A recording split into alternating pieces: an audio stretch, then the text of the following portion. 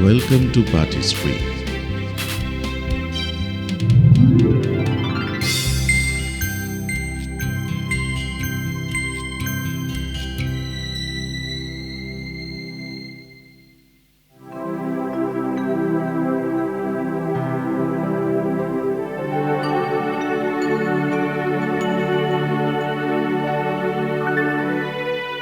Today we are going to discuss about the administrative crisis in Rome.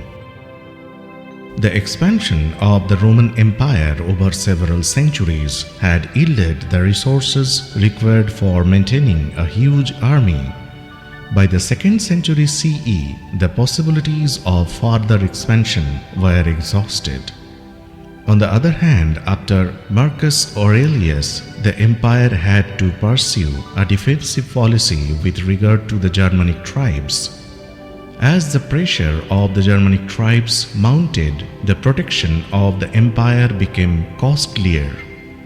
At the death of the Augustus, the Roman army had 250,000 regular troops. Under Trajan, the strength of the army had gone up to 3 lakh, and in the reign of Septimius Severus, the army had 330,000 troops. As a result of the military reforms carried out by Diocletian at the end of the 3rd century CE, the number of regular troops rose to 450,000. Diocletian achieved this increase by reintroducing conscription. By the 4th century, the strength of the Roman army stood at 650,000. Military organization on such a gigantic scale necessitated heavy taxation by the state.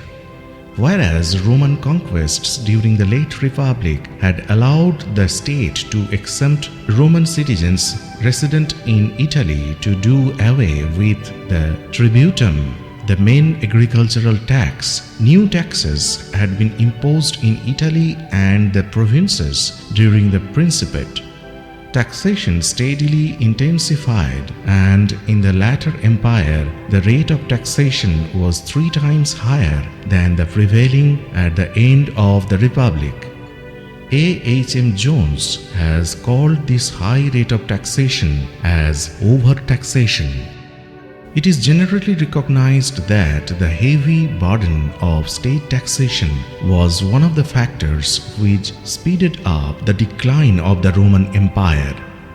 Free grain distribution was also a big drain on the resources of the government. In the early Principate, cheap oil and wine rations had been added to free or subsidized wheat distributed by the state. Augustus had increased the number of free grain recipients to 320,000.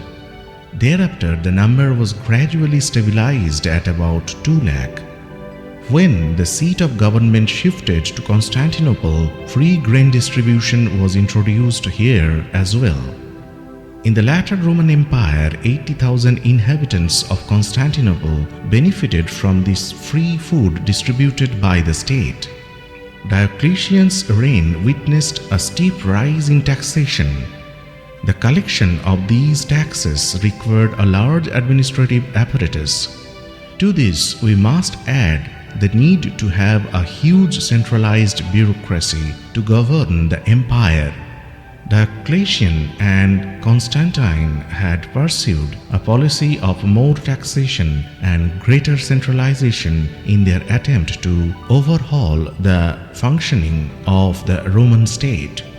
This policy succeeded in the East, but it accentuated the crisis in the West. The Western oligarchy passed on the increasing weight of state taxes to peasants, coloni, artisans, and petty traders. This had an adverse effect on the agricultural production, manufacture, and trade.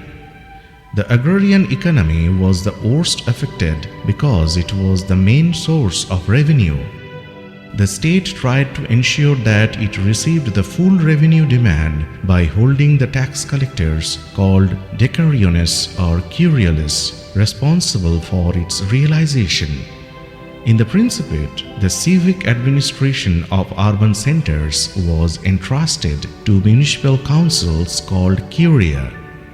These were composed of the local elites and included wealthy landlords who had holdings in the neighboring countryside but normally resided in their respective cities. The members of those municipal councils were designated as decuriones or curiales. With the passage of time, the municipal councillors became a hereditary group, and by the end of the Principate, hereditary municipal councillors were usually referred to as Curiales. The Curiales were simultaneously hereditary tax collectors. They were men with considerable local influence and possessed wealth derived mainly from land. Most of them were absentee landlords.